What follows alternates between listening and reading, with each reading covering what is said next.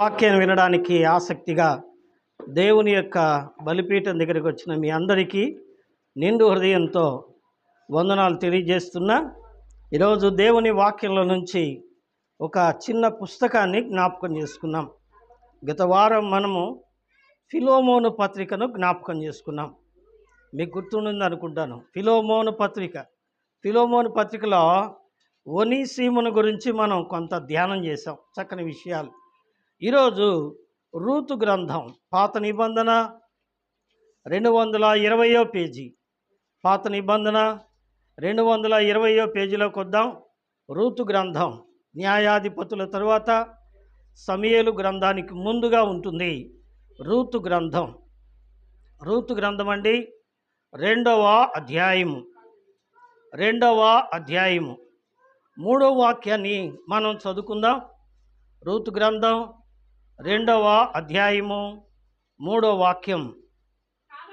కాబట్టి ఆమె వెళ్ళి పొలములోనికి వచ్చి చేను కోయి వారి వెనుక పొలములో ఏరుకొనెను. ఆ పొలములో ఆమె పోయిన భాగము ఎలీమెలకు వంశపు వాడైన బోయజుది. చదవబడిన ఈ వాక్య భాగము దేవుడు మన కొరకై దీవించునుగాక. ఈ రూతు గ్రంథం రచయితను గురించిన మనకు సంపూర్ణ వివరాలు లేవు. ఈ రూతు గ్రంథం న్యాయాధిపతుల కాలంలో ఒక కుటుంబంలో జరిగిన సంఘటన మనకు తెలియజేస్తుంది. ఈ కుటుంబము ఎవరు అంటే చూడండి, 2వ వచనంలో ఉంది. ఆ కుటుంబ యజమాని పేరు ఎలీమెలకు. మొదటి అధ్యాయము 2వ వాక్యంలో. ఆయన భార్య పేరు నయోమి. వారిద్దరికి 2 కుమారులట. వారిద్దరి పేర్లు 5వ వచనంలో ఉంది, మహులోను, కిల్యోను. దేవుని బిడ్డలారా, ఈ కుటుంబం ఎటువంటిది అంటే దేవుని యందు విశ్వాసం ఉంచింది. వీళ్ళున్న స్థలము ఏమండి, యూదా బెత్లెహేము. మొదటి వచనంలో ఉంది యూదా బెత్లెహేము. యూదా అనగా స్తుతి, బెత్లెహేము అనగా రొట్టెలు కలిగిన ఇల్లు. బేత్ అంటే రొట్టె, లహోమ్ అంటే కలిగిన ఇల్లు. యూదా బెత్లెహేము పట్టణంలో నివసించే ఒక కుటుంబం. ఈ కుటుంబం పేర్లు, యజమాని పేరు ఎలీమెలకు. ఏల్ ప్లస్ మొలకు. ఏల్ అనగా దేవుడు, మొలకు అనగా రాజు. దేవుడు నా రాజు అని ఆయన పేరు. ఆయన భార్య పేరు ఏం పేరండి? ఆయన భార్య పేరు నయోమి. నయోమి అనగా మధురము కదండి. నయోమి అనగా మధురము. 21వ వచనంలో ఆ వివరాలు మనకు కనబడతాయి. నయోమి అనగా మధురము అని, మారా అనగా చేదు అని కదండి. నయోమి అనగా మధురము. మహులోను అనగా వ్యాధి. పిల్లల పేర్లు ఏం పేరండి? మహులోను, కిల్యోను. మహులోను అనగా వ్యాధి, కిల్యోను అనగా క్షీణత. ఈ మాటలు మనం జ్ఞాపకం చేసుకుందాం. ప్రియులరా, ఈ యొక్క గ్రంథం పరిశుద్ధ గ్రంథంలోని ఒకే విషయాన్ని తెలియజేసే గ్రంథాలు కొన్ని ఉన్నాయి. మొదటిగా రూతు గ్రంథం, రెండవదిగా ఎస్తేరు గ్రంథం, మూడవదిగా ప్రకటన గ్రంథం. ఈ 3 పుస్తకాలను దగ్గర పెట్టుకొని చదివితే వివరం మనకు తెలియజేసేది ఏంటంటే, సంఘాన్ని ప్రభువు రాకడ కొరకు సిద్ధపరచటమే ఈ గ్రంథము యొక్క ఉద్దేశము. ఈ గ్రంథములో 4 అధ్యాయాలు ఉన్నాయి. ఎన్ని అధ్యాయాలు ఉన్నాయి చెప్పండి? 4 అధ్యాయాలు ఉన్నాయి. గమనించండి, మొదటి అధ్యాయాన్ని బైబిల్ పండితులు కరువు అన్నారు. ఏం చెప్పండి? కరువు. 2వ అధ్యాయాన్ని బైబిల్ పండితులు ఏమన్నారంటే కలయిక అన్నారు. ఏం చెప్పండి? కలయిక. 3వ అధ్యాయాన్ని బైబిల్ పండితులు ఏమన్నారంటే కళ్ళము. ఏం చెప్పండి? కళ్ళము. 4వ అధ్యాయాన్ని బైబిల్ పండితులు ఏం చెప్పారంటే కళ్యాణము, కరువు, కలయిక, కళ్ళము, కళ్యాణము 4 విషయాలు ఈ గ్రంథంలో తెలియజేస్తాయి. ఒకటి కరువు. యూదా బెత్లెహేములో కరువు వచ్చిందని ఈ కుటుంబము మోయాబు దేశానికి పారిపోయారు. మోయాబు దేశానికి పారిపోయారు అనే కంటే వలస వెళ్ళారు అనుకోవచ్చు. మనకి ఈ ప్రాంతాల్లో మనం కొంతమంది చూస్తాం, పనులు దొరక్క దూర దేశాలకి వలస వెళతారు, పనులకు వెళతారు అని అంటారు. అట్లాగా యూదా బెత్లెహేములో కరువు వచ్చిందని వారు మోయాబు దేశానికి వెళ్ళారు. అది తప్పు. ఎందుకు అంటే ద్వితీయోపదేశకాండం 23వ అధ్యాయం ప్రకారం మోయాబీయులు శపించబడిన వారు. తీయక్కర్లేదు, మీకు అందరికీ తెలుసు, గుర్తుపెట్టుకోండి. ద్వితీయోపదేశకాండం 23వ అధ్యాయం మొదటి 5 వచనాలు. మోయాబీయులు, అమ్మోనీయులు వారి 14వ తరం వారు కూడా దేవుని బిడ్డలలో చేరకూడదు, దేవుని బిడ్డలు వారిలో చేరకూడదు, అది శాపం. అలాగైతే వీరు మోయాబు దేశానికి వెళ్ళారు అంటే వీరు సరైన అవగాహన లేనివారు, అన్యుల సహవాసాన్ని కోరినవారు. వెళ్ళారు. వెళ్ళిన తర్వాత వారు ఎంత సంపాదించారు అంటే అక్కడ వెళ్ళిన తర్వాత నయోమమ్మ భర్తను పోగొట్టుకుంది. She lot her husband. ఏమండి, ఆమె భర్తను ఆమె కోల్పోయింది. మోయాబు దేశానికి వెళ్ళిన కొన్ని దినాలకే ఎలిమెలకు చనిపోయాడు.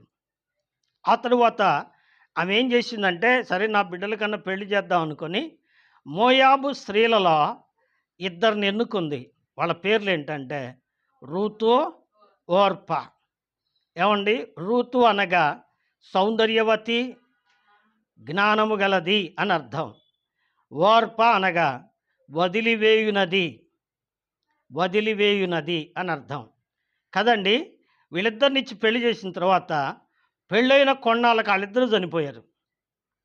ఏం చేసేది లేక ఈమె కన్నీరు విడిచి తిరిగి దేవుని బిడ్డలారా యూదా బెత్లెహేముకు బయలుదేరి తన కోడలిద్దరికి చెప్పింది, మీరు వెళ్ళి మీ యొక్క తల్లిదండ్రుల దగ్గరికి వెళ్ళి ఇంకెవరైనా మగ పిల్లల్ని పెళ్లి చేసుకొని మీ జీవితాన్ని ప్రారంభించండి.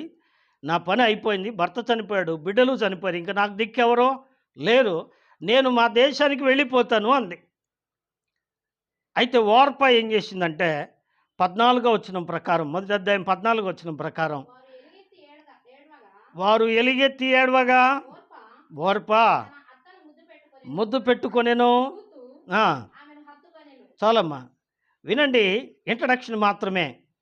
ఇక్కడ ఓర్పా ఏం చేసిందంటే అత్త వెళ్ళిపోమ్మగానే అతను ముద్దు పెట్టుకుని టాటా బై బై అని వెళ్ళిపోయింది, తమ దేశపు వారి యొద్దకు వెళ్ళిపోయింది. కానీ రూత్ ఏం చేసిందండి, ఆ తర్వాత వచనాలు మీరు తర్వాత చదువుకోండి. 14, 16, 17 వచనాలు మనం చదువుకుంటూ పోతే అక్కడ రూత్ ఏం చేసిందంటే, నన్ను వెళ్ళమని నువ్వు అనొద్దు, నేను నిన్ను విడిచిపోను, నీ ఉండు చోటునే ఉంటా, నీ దేవుడే నా దేవుడు, నీ జనమే నా జనము, చనిపోయిన తర్వాత నిన్ను ఎక్కడ పాతి పెడతారు, నన్ను అక్కడే పాతి పెడతారు, మరణం తప్ప నన్ను ఏది వేరు చేసినా నేను శాపగ్రస్త. ఒక మంచి తీర్మానం చేసింది. She committed. ఆమె ఏం చేసిందంటే అత్తతో కమిట్ అయింది, తీర్మానం చేసుకుంది. ఏమండి, తీర్మానం చేసుకుని ఇక నేను వెనక్కి వెళ్ళను. ఎందుకంటే యూదా బెత్లెహేము వాస్తవ్యురాలైన నయోమి కుమారునికి భార్యగా కోడలుగా వచ్చింది కనుక ఆ కోడలు ఇక వెనక్కి తిరిగే పరిస్థితి లేదు. అత్తింట్లోనే, తన మెట్టింట్లోనే జీవించడానికి తీర్మానము చేసుకుంది. ఇది మనకు దేన్ని తెలియజేస్తుంది అనగా, ప్రియులారా, దేవుని నమ్మింది ఆమె. యూదా బెత్లెహేము వాసి అయ్యింది. ఆమె మునుపు మోయాబీయురాలు అంటే మోయాబీయులు శాపగ్రస్తులు, దేవుని ప్రజల్లోకి రాతగని వారు. అయితే దేవుని కృప వలన ఆమె వచ్చిన ఆమె మళ్ళీ వెనక్కి వెళ్ళలేదు. ఏం చేసింది, ఒక మంచి తీర్మానము చేసింది. అలాగే మనల్ని కూడా దేవుని మందిరానికి వచ్చినప్పుడు దైవ సేవకులు అంటారు, ఏమంటారండి, మీరు మారు మనసు పొందండి, పాపాలు ఒప్పుకోండి, ప్రభువును తీర్మానం చేసుకోండి అంటారు. అంటే మనం ఏం చేస్తాం చెప్పండి? ఇప్పుడు కాదులేండి. ఆ! మా అమ్మాయికి పెళ్లి కావాలంటే నేను పీటల మీద కూర్చోవాలి కదా అని ఒక ఆమె అంది. ఆ తర్వాత అంది, పిల్లోడికి ఏదైనా కార్యక్రమం చేయాలి కదా అంది. అట్టబోయింది, ఇట్టబోయింది, అన్నీ అయిపోయినాయి కానీ ఆమె అట్టే మిగిలిపోయింది కదండి. కానీ ఈ రూతు గట్టి తీర్మానం చేసుకుంది. అంటే పాపాలు ఒప్పుకుంది, ప్రభువును తీర్మానం చేసుకుంది, రక్షింపబడి యూదా బెత్లెహేముకో వచ్చింది. ఏమండి? యూదా బెత్లెహేముకో వచ్చింది. మొదటి అధ్యాయము కరువు, రెండో అధ్యాయం ఏం చెప్పండి? యూదా బెత్లెహేముతో కలిసింది. దీన్నే కలయిక అంటారు. ఏమండి? కలిసింది. కలిసి యూదా బెత్లెహేములోకి వచ్చింది. యూదా బెత్లెహేము అంటే ఏం చెప్పాను నేను?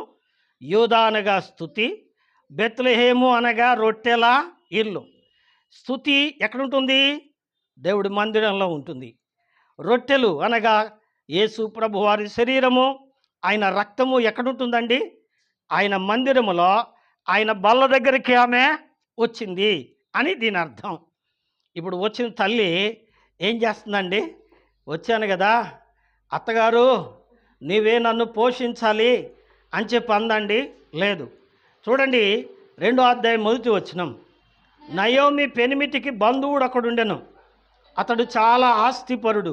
అతడు ఎలీమెలకు వంశపు వాడై ఉండెను. అతని పేరు బోయజు. మోయాబురాలైన రూతు, నీ సెలవైన ఎడల నేను పొలములోనికి పోయి ఎవని కటాక్షము పొందగలనో వాని వెనుక పరిగ ఏరుకొనిదనని నయోమితే చెప్పగా, ఆమె నా కుమారి పొమ్మనెన్నో. విన్నరా? ఇప్పుడు ఈమె ఏమండి? సోమరిపోతు కాదు. అర్థమైందండి? ఈమె అత్తారింటికి వచ్చింది. అత్తారింటికి వచ్చిన కొంతమంది కోడళ్ళు ఏం చేస్తారంటే అత్త చేత పని చేయించుకుంటారు కదండి. అత్త చేత పని చేయించుకుంటారు. నేను ఇంత కట్నం తెచ్చాను, నేను ఇంత ఆస్తి తెచ్చాను, నేను పని చేయడానికి వచ్చానా, నేను నీకు కూలి చేసి పెట్టడానికి వచ్చానా అనే కోడలు లేరా అండి? ఏమండి? నిజమే, చాలామంది ఉన్నారు. అయితే ఈ తల్లి ఇప్పుడు దేవుని బిడ్డలారా ఏం చేస్తుంది చెప్పండి? అమ్మా, నేను వెళ్ళి పొలములో ఏరుకుందనో, ఎవని కటాక్షం నాకు దొరుకుద్దో నేను వెళ్ళి పొలంలో ఏరుకుంటాను, నాకు ఆజ్ఞ అత్తగారు అంది. సరే, అత్తగారు ఏం చేసింది? సరే వెళ్ళమ్మా అంది. ఈ తల్లి వెళ్ళింది. ఎక్కడికి వెళ్ళింది? ఇప్పుడు మనం చదువుకున్నాం 3వ వాక్యం. ఎక్కడికి వెళ్ళాము? కాబట్టి ఆమె వెళ్ళి పొలములోనికి వచ్చి చేను కోయి వారి వెనుక పొలములో ఏరుకొనెను. ఆ పొలములో ఆమె పోయిన భాగము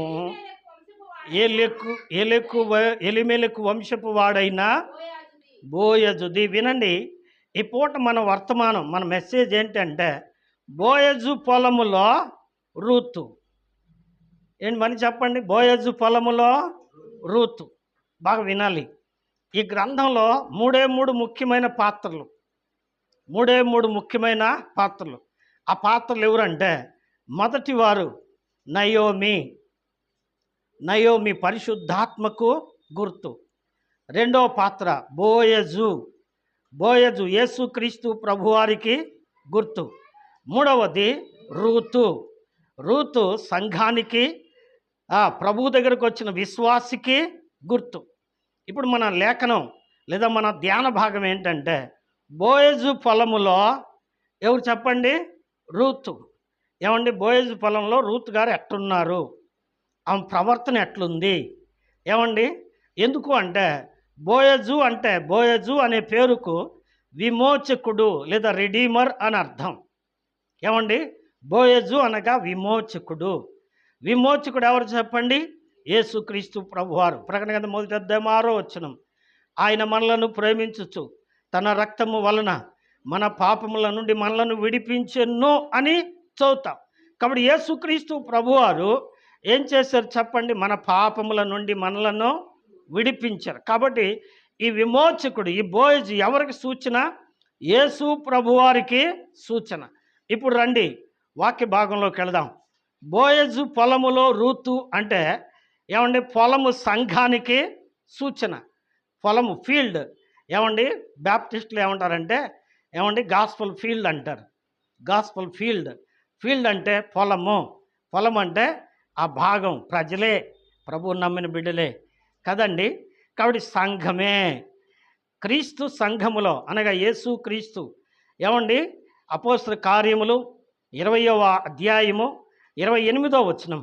అపోస్తల కార్యముల గ్రంథం 20వ అధ్యాయము 28వ వచనం చదవమ్మా.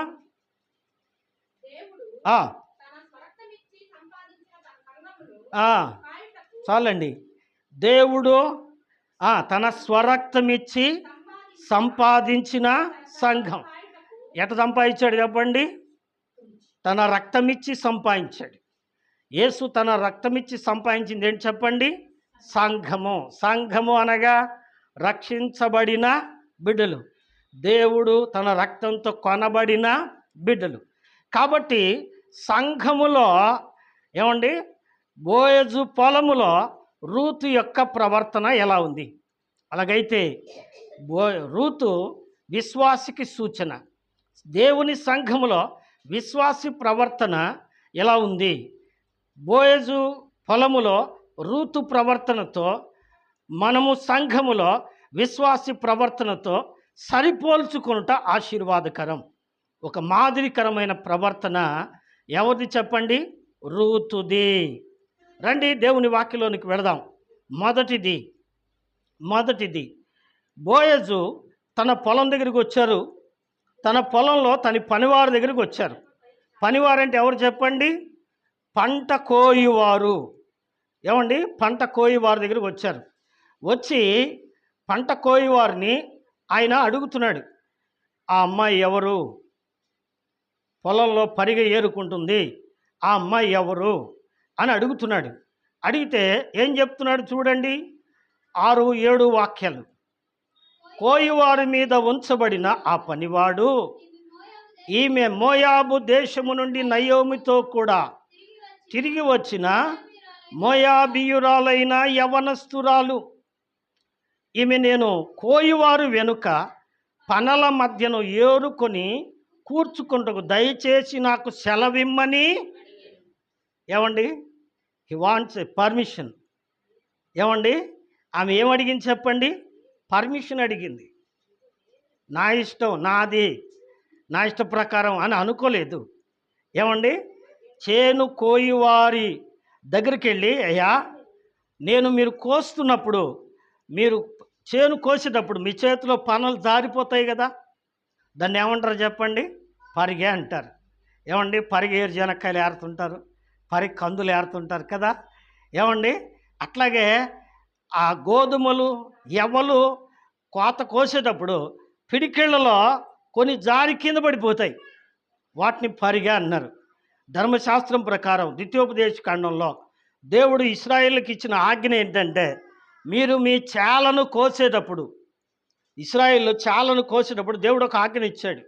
మీరు కోత కోసేటప్పుడు మీ చేతిలో పనలో జారిపోయిన వెన్నులను మీరు తిరిగి తీసుకోకూడదు. ఎందుకు ప్రభువా, మేమే పండించాం కదా, జారిపోయింది మళ్ళీ తీసుకోవద్దు అంటే, వద్దు తీసుకోవద్దు. ఎందుకు అంటే, అది నేను విదేశస్తులకు లేదా దిక్కులేని వారికి నేను ఇచ్చి ఉన్నాను. ఏమండి, దేవుడు ఎంత కరుణమయ్యాడో చూసారండి. చేను కోసేటప్పుడు ఏం చేయమన్నాడు? మీ చేతిలో పనులు జారిపోయినాయి అనుకో, తీసుకోవద్దాయి. దిక్కులేని వాళ్ళు వస్తారు, విదేశస్తులు వస్తారు, ఏ సహాయం లేని వాళ్ళు వస్తారు, వారు ఏరుకొని తింటారు. కాబట్టి అవి వారి కొరకు నిర్మించాను, మీరు తీసుకోవద్దాయి, అవి వదిలేసి వెళ్ళిపోండి. ఇప్పుడు ఆమె ఏమి ఏరుకోవడానికి వచ్చింది? పరిగా ఏరుకోవడానికి వచ్చింది. పరిగా ఏరుకోవడానికి వచ్చి మొట్టమొదటి ఏమని చెప్పండి, అయ్యా మీరు చేను కొస్తున్నారు కదా, పరిగ జారిపోతుంది కదా, నేను ఏరుకోవడానికి మీరు నాకు ఆజ్ఞ ఇవ్వండి అంది. ఏమండి, వాళ్ళు కోసుకుంటూ పోతున్నారు, వెనకాల ఏరుకుంటూ పోతే ఊరుకుంటారా? ఏమండి, ఊరుకుంటారా? ఊరుకోరు. ఏమండి, మనమైతే ఏం చేస్తాం చెప్పండి? అడిగేది పెట్టేది, చేసుకోవటం తెచ్చుకోవటమే కదా. కానీ ఎంత క్రమబద్ధమైన వ్యక్తో చూసారా? విశ్వాసి కూడా అట్టి క్రమం కలిగి ఉండాలి. ఈమె అడిగి ఏం చేసింది? అయ్యా నీ దగ్గర ఏరుకోవడానికి మీరు పనులు విడిచినప్పుడు, జారిపోయినప్పుడు అవి నేను ఏరుకుంటానయ్యా, నాకు ఆజ్ఞ ఇవ్వండి అంది. వాళ్ళు ఇచ్చారు. ఇచ్చినప్పుడు ముందుకు వెళదాం. అడిగాను, అడిగెను. ఆమె వచ్చి ఉదయము మొదలుకొని ఇది వరకు ఏరుకొనుచుండెను. కొంతసేపు మాత్రమే ఇంట కూర్చుండెను. విన్నరా? ఆమె ఏరుకోవడానికి వచ్చింది, ఆజ్ఞ అడిగింది. అడిగిన తర్వాత ఏం చేసింది చెప్పండి? సారిపోతలు వాళ్ళే వదిలిపెడతా తీరగా ఏరుకోవచ్చులా అనుకోలే. కష్టపడి పనిచేసేది. ఏమండి? విశ్వాసులు సోమరిపోతుల్లాగా ఉండకూడదు, నాలాగా. ఏమంటే రోగం వచ్చిందని పడుకొని నిద్రపోతే ప్రయోజనమో లేదు. విశ్వాసం ఏం చేయాలి చెప్పండి? ఎల్లప్పుడూ ప్రార్థన చేయించు మెలకువగా ఉండాలి. అవునా అండి? విశ్వాస పని ఏంటి? ప్రార్థన.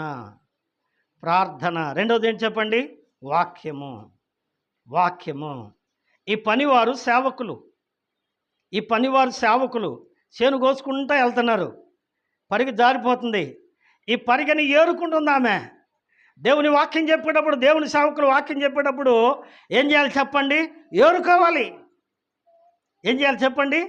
ఏరుకోవాలి. వాక్యం వినాలి. అందుకే అన్నాడు, వినుట వలన ఏం కలుగుతుంది చెప్పండి? విశ్వాసము కలుగును. ఏమండి? వినదగున ఎవరు చెప్పినా, పద్యం కూడా ఉంది కదండి, వినదగున ఎవరు చెప్పిన వినినంతను వేగపడక వివరింపనగోన్. ఓ అబ్బాయి ఎన్నాళ్ళ కింద చదువుకున్నాను ఆ పద్యాన్ని. నిజమే అండి. ఎవరు చెప్పినా వినాలి. దేవుని సేవకులు వాక్యం చెప్పేటప్పుడు ఏం చేయాలి చెప్పండి? శ్రద్ధగా వినాలి. విని ఏం చేయాలి చెప్పండి? వారు వదిలిపెట్టిన ఆ పనుల్లో ఏమండి మనకేమైనా పనికొచ్చిద్దాం వాటిని తీసుకోవాలి. అంతేగాని ఏదో అరికథ బుర్రకథ తిన్నట్టు ఆహా ఓహో నిన్న ఆదివారం గిద్దోని పాస్టర్ చెప్పాడు రా నాయన, ఆయన నడువు లేనుడు అందుకే ఎగరలేడు, ఎగిరి చెప్పలేదు కానీ మొత్తం మీద చెప్పాడు, బ్రహ్మాండంగా చెప్పాడు. ఏం చెప్పాడు అంటే ఏమో అలా కాదు. ఏం చేయాలి చెప్పండి? ఏరుకోవాలి. ఏరుకొనుట. ఎట్లా ఏరుకుంది చెప్పండి? ఎట్లా ఏరుకుంది? ఇక్కడే ఒక మాట ఉంది, పనివారి వెనుక. ఏమండి?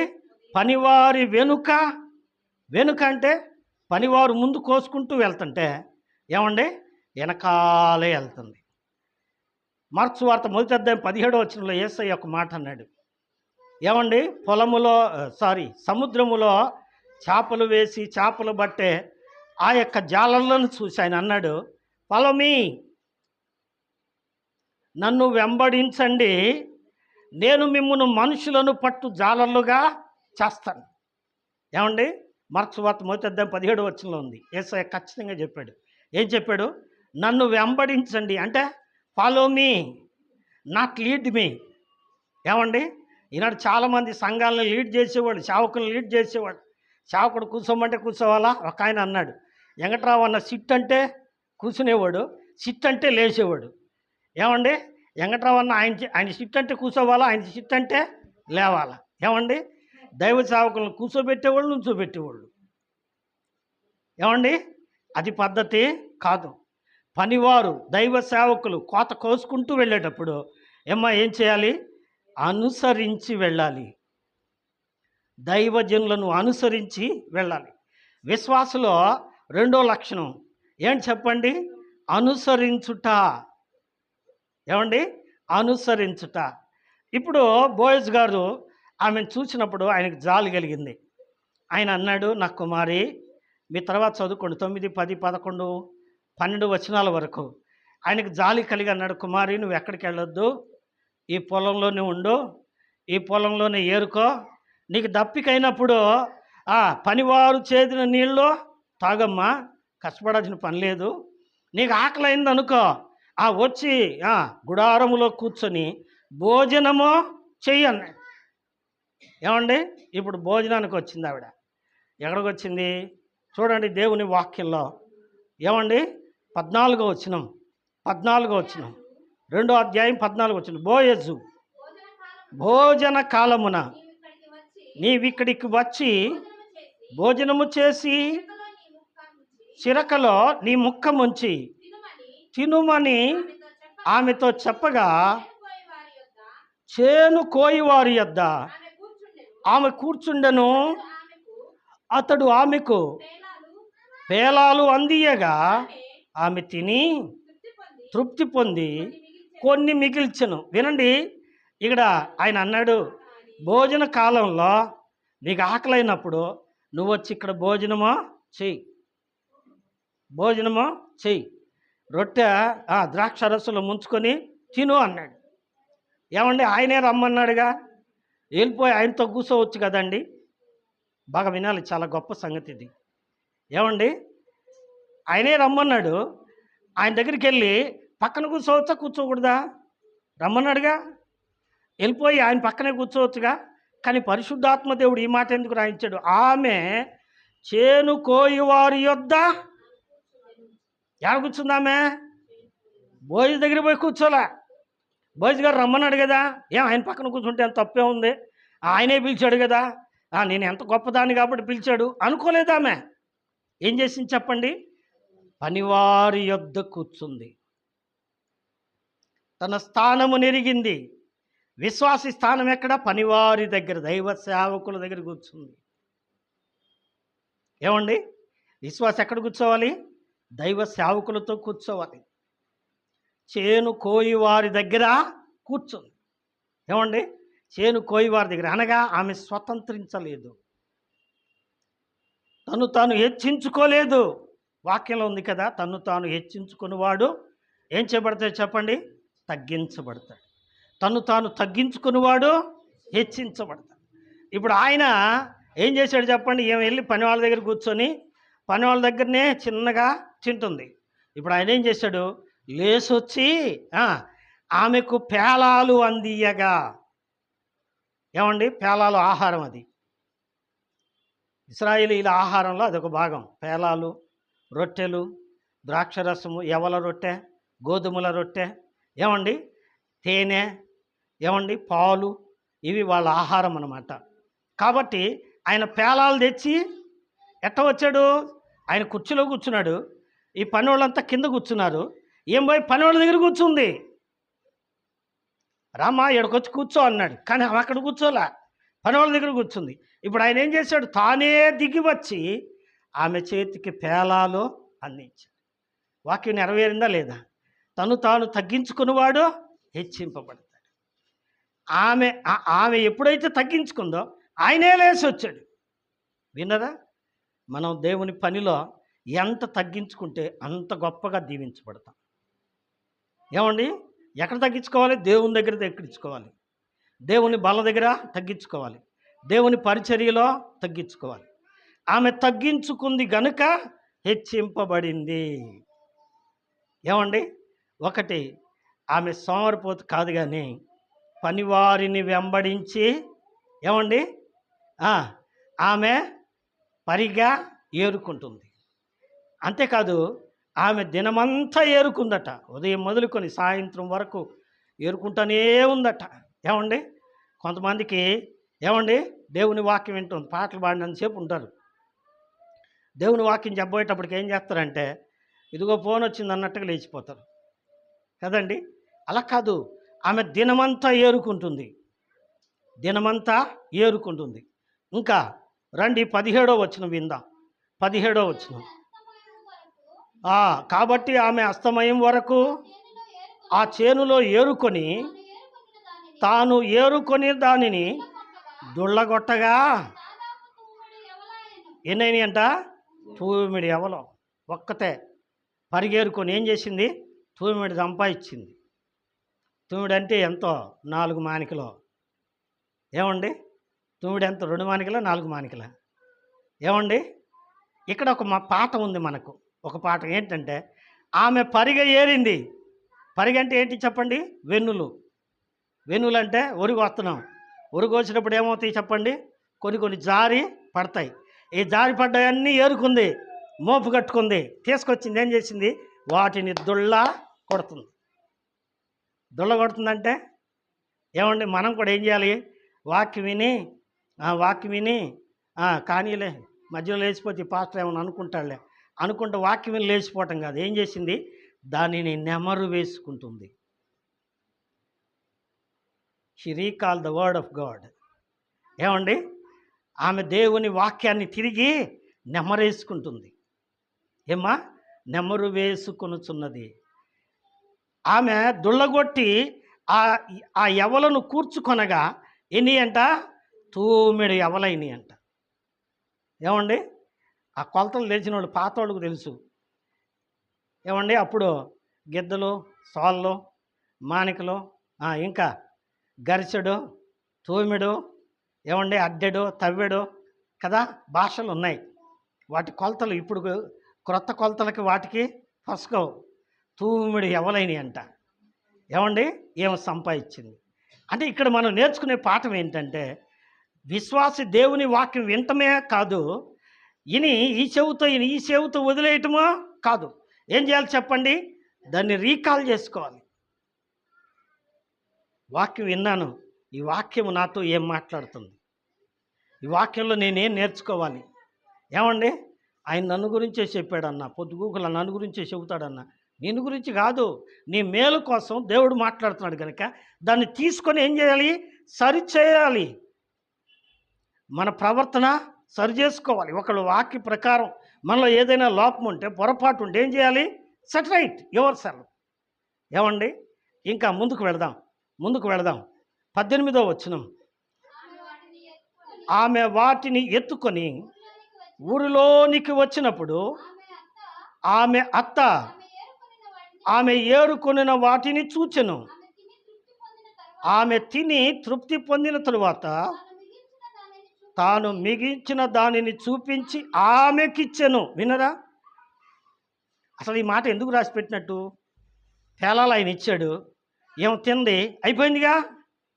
కానీ తృప్తిగా తిని మిగిల్చిన తర్వాత మిగిలినవి తీసుకొచ్చి ఏం చేసిందంట?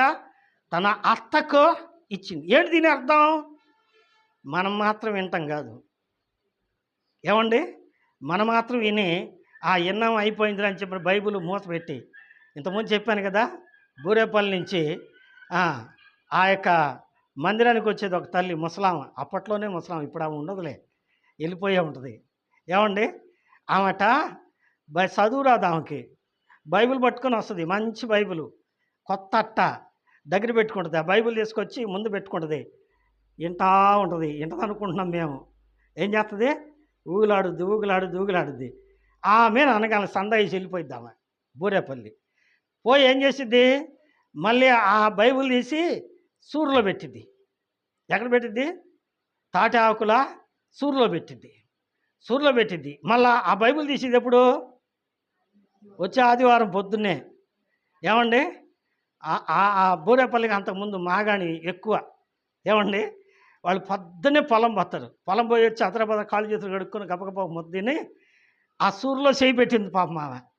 ఏమండి, కుడి చేయి పెట్టింది. బైబిల్ కదా, కుడి చేత్తో తీసుకోవాలని పెట్టి పెట్టంగానే ఏం చేస్తుంది? ఓయమ్మో, ఓ నాయనో, ఓ తల్లు అంటుంది. ఏమండి, ఓయమ్మ, ఓ నాన్న, ఓ తల్లి అంటుంది. ఏం తల్లి అంటే, ఏందో గుట్టిందమ్మా, నా చెయ్యి పోతుందమ్మా. ఏముందని పెట్టేవే? దాంట్లో బైబిల్ ఉంది. ఏడని చెప్పండి? సూర్లో ఉంది. ఎప్పుడు పెట్టా? పోయిన ఆదివారం పెట్టా. ఇప్పుడు దాకా బైబిల్ తీలా నువ్వు? తీలా. ఇప్పుడు దాకా నువ్వు బైబిల్ తీయలేదు, కానీ ఈ వారం అంతట్లో ఆ బైబిల్లో ఒకటి కాపురం చేస్తుంది. ఏంటిది అది? తేలు. నువ్వు పడుచుకోకపోయినా తేలు పడుచుకుంది. నేను ఖమ్మం కాపురం అంటుంటే గబాల్లో చేయి పెడతావా అని చెప్పి ఒక్క చుడుకింది. ఏమైంది చెప్పండి? ఓయమ్మ, ఓ నాయన, ఓ తల్లి. ఇక అరుచుకుంటా వచ్చింది మందిరానికి. అందరం పడి ఏడిచి ప్రార్థన చేసాం. మాటెలకు తగ్గింది పాపం. మాటెలకు తగ్గినప్పుడు, అక్క నువ్వు బైబిల్ ఆడబెట్టింది ఎందుకు తల్లే? బైబిల్ చదువుకోవా లేకపోతే చదివించుకోవా అంటే, నాకు చదువు రాదుగా, ఇంకెందుకు, అందుకని సూర్లో బారేసా. ఏడ బారేసింది చెప్పండి? మనం ఏడ బారేస్తున్నాం? ఆదివారం బైబిల్ తీసుకొని వస్తున్నాం, మిగతా రోజులు ఏడ బారేస్తున్నామో చెప్పండి? సూర్లో బారేస్తున్నామా, అటక మీద బారేస్తున్నామా? ఏమండి, సూర్లో అయితే తేళ్ళు, అటక మీద ఏముంటాయి? జాగ్రత్త కదండి. బైబిల్ ఎప్పుడు మీరు గమనించుంటారో లేదో, హాస్పిటల్కి పోయినా నా దగ్గర బైబిల్ ఉంటుంది, టిఫిన్ చేయడానికి పోయినా నా దగ్గర బైబిల్ ఉంటుంది. ఏమండి, పడుకున్నప్పుడు కూడా ఏం చేస్తాను తెలుసా? బైబిల్ని వాటేసుకొని పడుకుంటాను నేను. నాకు అట్ట అలవాటు అయిపోయింది. బైబిల్ లేనిదే నాకు నిద్ర పట్టదు. బైబిల్ చేతిలో ఉంటేనే నిద్ర పట్టింది నాకు. ఏమండి, బైబిల్ను నిర్లక్ష్యం చేయవద్దు. దేవుని వాక్యాన్ని ఏం చేయొద్దు, నిర్లక్ష్యము చెయ్యొద్దు. ఇప్పుడు ఏం చేసింది, తాము విన్నది తీసుకొచ్చి ఏం చేసింది చెప్పండి, అత్తకు చెబుతుంది. అత్త బోయజు పొలంలోకి వెళ్ళాను, మన బంధువుడేనంట. ఆయన దగ్గర ఏరుకున్నాను. ఏరుకొని దుళ్ళ కొడితే 9 గింజలైనాయి. ఆయన నాకు తినటానికి పేలాలో పెట్టాడు. తృప్తిగా తిన్నా, ఇంకా మిగిలి, ఇదిగో నువ్వు తిను. నువ్వు వింటావు, నువ్వు ప్రార్థనకి రావటం, నువ్వు బైబిల్ చదవటం, చదివితే కదంట్లే. నువ్వు చర్చికి రావటం, నువ్వు పాటలు పాడటం, అంతేనా? ఇంట్లో వాళ్ళకి కావాలా, అక్కర్లేదా?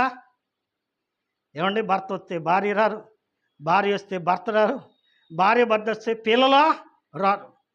ఏమండి, కొంతమంది పేర్లు చెప్పగలను, కొంతమంది ఎట్లాంటి వాళ్ళు తెలుసా అండి, ఈ వారం పిల్లోడు వచ్చాడులేండి, వచ్చే వారం అమ్మాయిని పంపిస్తాం, మరి మీరు ఎప్పుడు వస్తారా అంటే, పై వచ్చే వారం అండి. ఈ వారం అమ్మాయి వచ్చింది, వచ్చే వారం ఎవరు వస్తారు చెప్పండి, అబ్బాయి వస్తాడు. తర్వాత తల్లిదండ్రులు ఎప్పుడు వస్తారు, పై వచ్చే వారం వస్తారు, మళ్ళీ అమ్మాయి వచ్చింది. ఇదంతా వంతు. ఏమండి, వంతు. ఒకవేళ వీధిలో సినిమా వేస్తున్నారు అనుకోండి, లేకపోతే ఎమ్మెల్యే గారి మీటింగ్ జరుగుతుంది అనుకోండి, ఏమండి, ఎంతమంది వెళ్తారు? ఈ ఆటకు నువ్వు పోయిరా అమ్మాయి అని అంటారా? ఏమండి, గుంపుగా నెట్టుకొని కుటుంబం అంతా వెళ్తారా, వెళ్ళరా? దేవుడి దగ్గరికి రావడానికి మాత్రం ఏం చెప్పండి, నిజమే. నువ్వు విన్న వాక్యము నీ భర్తకు చెప్పు, నీవు విన్న వాక్యము నీ భార్యకి చెప్పు, నీవు విన్న వాక్యము నీ స్నేహితుడికే చెప్పు. ఆమె పేలాలు తిన్నది, తృప్తి పొందింది, మరికొన్ని మిగిల్చి ఏం చేసింది చెప్పండి, తన అత్తకు తీసుకెళ్ళి ఇచ్చింది. అత్త కూడా తింది, ఆమె కూడా ఏం చేసింది చెప్పండి, తృప్తి పొందింది. తృప్తి పొంది నేను ముందుకు వెళుతున్నా. ఆమె ఏం చేసిందంటే, అమ్మా ఏ పొలంలోకి వెళ్ళావు, ఎక్కడ ఏరుకున్నావు, కమ్మగా గింజలు దొరికినాయి అని అంటే, ఏమండి, ఆ ముందు వచ్చినాల్లో నేను వెళ్ళి ఉన్నది బోయజు పొలమునకు అని చెప్పింది. ఏమండి, బోయజు పొలమునకు అని చెప్పింది 19వ వచనంలో. చెప్పిన తర్వాత ఆమె అంటుంది, అతడు బ్రతికి ఉన్న వారికి చచ్చిన వారికి ఉపకారము చేసేవాడు గనక, అతడు మనకు సమీప బంధువుడు గనక నువ్వు అక్కడే ఉండమ్మా, అక్కడే ఏరుకోమ్మా, అక్కడే పని చేసుకో, అక్కడే నీ గింజలు దొరుకుతాయి అని చెప్పింది. చెప్తే ఏం చేసింది చెప్పండి ఈమె? రండి 23వ వచనం, 6వ పాఠం. ఏమండి, చదువమ్మా.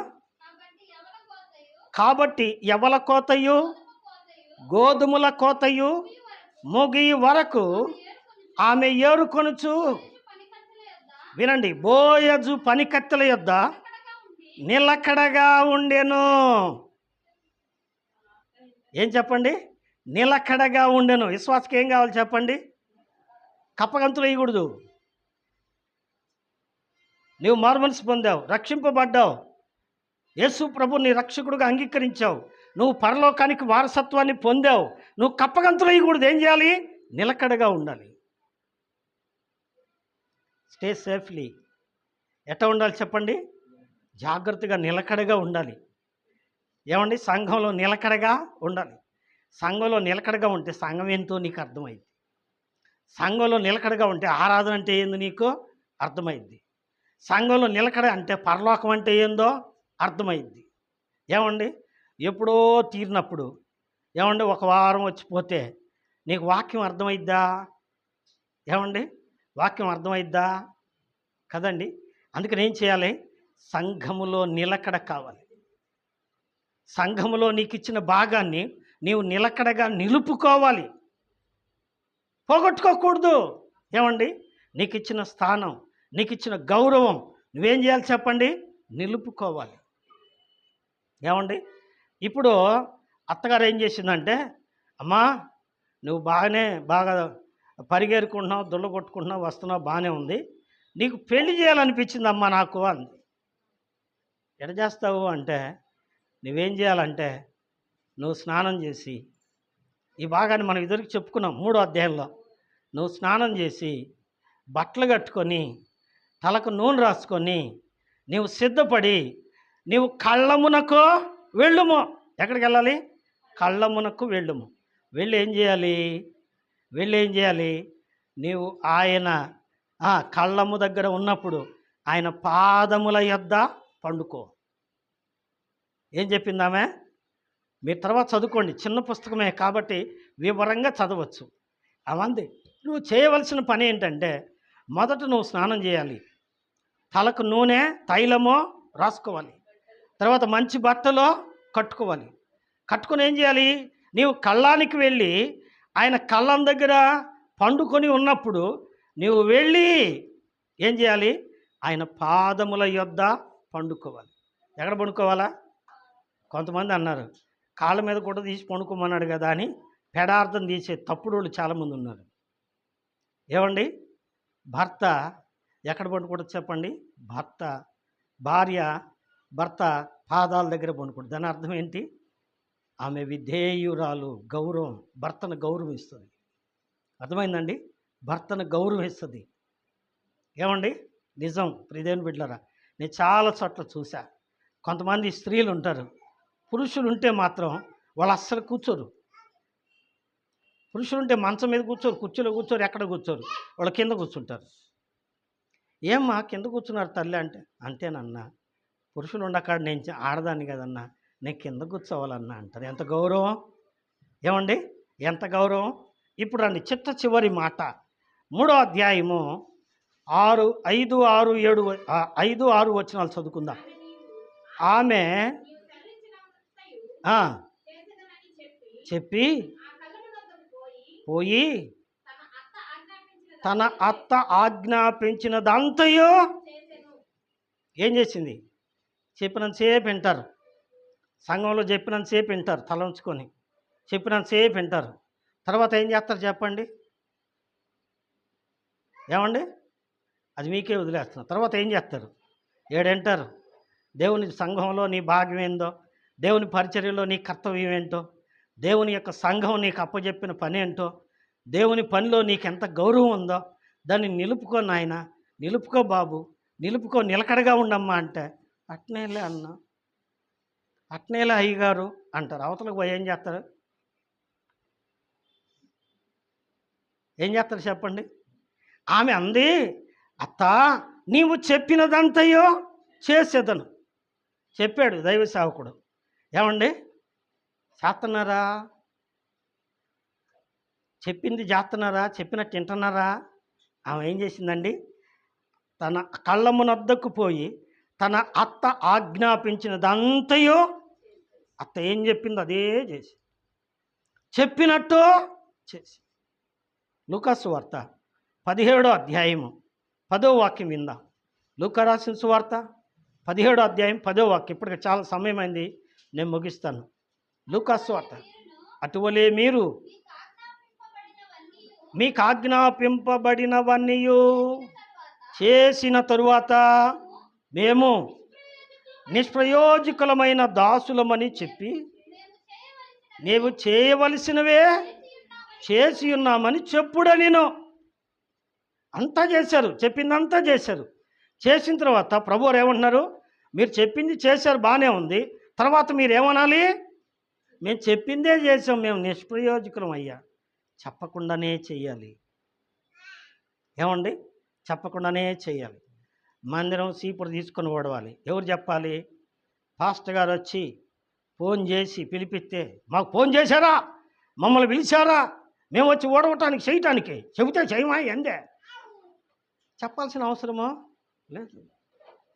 ఏమండి, మీ ఇల్లు ఉంది, నా ఇల్లు ఉంది, మీ దాకెందుకులే, మిమ్మల్ని గురించి చెబితే కొడతారు మళ్ళీ. మా ఇల్లు ఉంది, మేమిద్దరం కూర్చొని అన్నం తింటామండి.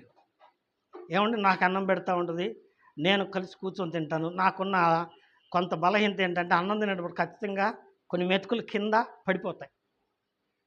నాకు జాగ్రత్తగా తినటం చేత రాదు. అన్నం తింటున్నప్పుడు ఖచ్చితంగా మెతుకులో కింద పడతాయి.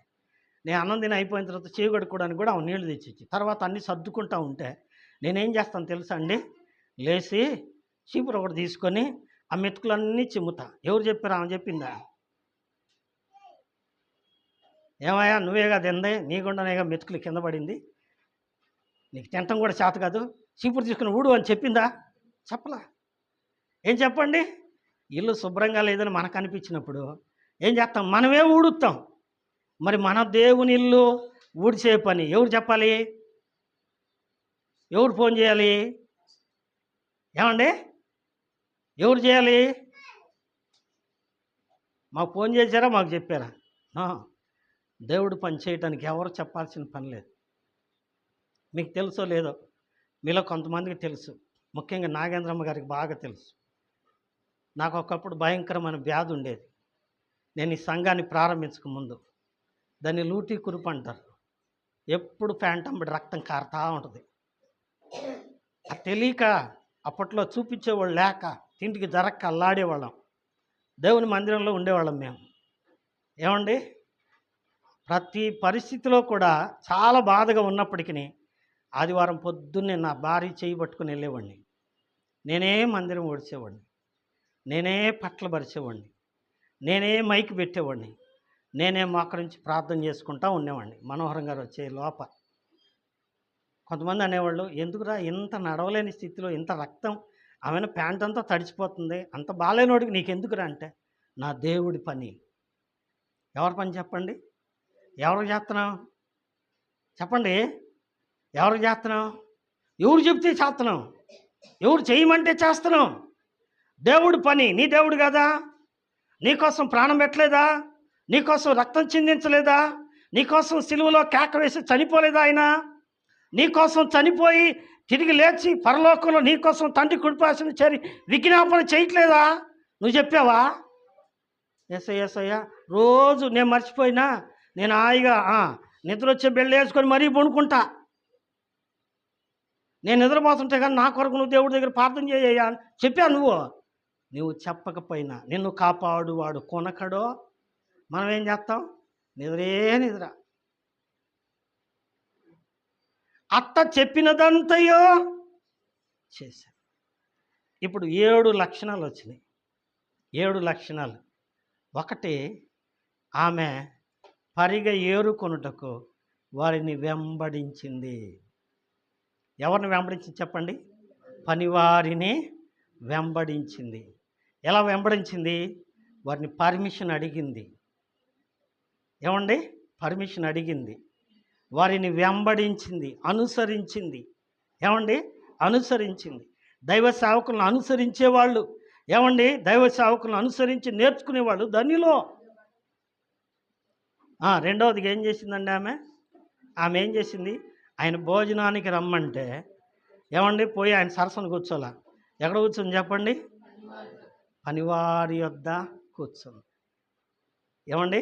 తగ్గించుకుంది. అందుకే ఆమె హెచ్చించబడింది. ఆయనే పేలాలు తీసుకొచ్చి ఇచ్చాడు. ఏమండి? మూడోది, ఆమె పేలాలు తిని తృప్తి పొంది ఏం చేసింది? కొన్ని మిగిల్చి తీసుకెళ్ళి ఏం చేసింది? అత్తకిచ్చింది. ఏమండి? పరోపకార బుద్ధి. నాలుగోది ఏం చెప్పండి? నాలుగోది ఏంటంటే ఆమె పరిగ ఏరుకున్న ఆ యొక్క కణలను దొళ్ళగొట్టుకుంటుంది. ఏమండి? వాక్యమును నెమరు వేస్తూ ఉంది కదండి. ఆ తర్వాత ఆమె పనివారి యొద్ద ఎలా ఉంది చెప్పండి? నిలకడగా ఉంది. పనివారి యొద్ద నిలకడగా ఉంది. ఆ తర్వాత ఆమె అత్త చెప్పినట్లు చేస్తానని ఒప్పుకుంది. ఆఖరిగా ఆమె ఏం చెప్పండి? ఏదైతే ఒప్పుకుందో చెప్పినట్టుగా చేసి. చివరిగా ఒక మాట చదువుకొని మనం ముగించుకుందాం రండి. రూతు గ్రంథం 3వ అధ్యాయము 10వ వాక్యం. రూతు గ్రంథం. అతడు నా కుమారి యెహోవా చేత నీవు దీవెన నొందిన దానవు, కొద్దివారే గాని గొప్పవారినే గాని యవనస్తులను నీవు వెంబడింపక ఉండుట వలన నీ మునుపటి సత్ప్రవర్తన కంటే ఎక్కువైనది. ఏమండి? ఏమంటుంది? ఏమంటున్నాడు ఆయన? నిన్ను గమనించి చూశాను, నువ్వు మొట్టమొదట్లో ఎంతున్నావో అంతకంటే ఇంకెక్కువ విధేయత కలిగే మునుపటి సత్ప్రవర్తన కంటే వెనకటి సత్ప్రవర్తన గొప్పది. మెచ్చుకుంటున్నాడా తిడుతున్నాడా? దరిద్రపు దాన. మొట్టమొదట ఏం ప్రార్థన అంటే ఎప్పుడు ప్రార్థన చేసేదానివి, ఇప్పుడు అసలు ప్రార్థనకే రావట్లేదు, అసలు పట్టించుకోవట్లేదు, ఇప్పుడు ఇట్టయిపోయి అట్టయిపోయి అంటున్నాడా? అంటలా. మునుపటి సత్ప్రవర్తన కంటే నేటి సత్ప్రవర్తన చాలా గొప్పదమ్మా, చాలా భక్తిపరురాలు. మెచ్చుకుంటున్నాడు. మెచ్చుకుంటున్న కారణం ఏంటి చెప్పండి? 7 విషయాలు మనం ఇక్కడ చూసాం. ఏంటి మన వాక్యం? బోయజు పొలములో రూతు. బోయజు అనగా విమోచకుడైన క్రీస్తు. క్రీస్తు సంఘములో మన ప్రవర్తన ఎలా ఉంది? విశ్వాసులైన మనం ఎలా ఉన్నాం? మన జీవితం ఎలా ఉంది? పరీక్షించుకుందాం. ప్రభు సన్నిధిలో ప్రార్థన చేసుకుందాం. పరీక్షించుకుందాం. ప్రభు సన్నిధిలో ప్రార్థన చేసుకుందాం. దేవుడి వాక్య భాగమును మన కొరకై దీవించును గాక. ప్రార్థన చేసుకుందాం. ప్రార్థన చేసుకుందాం.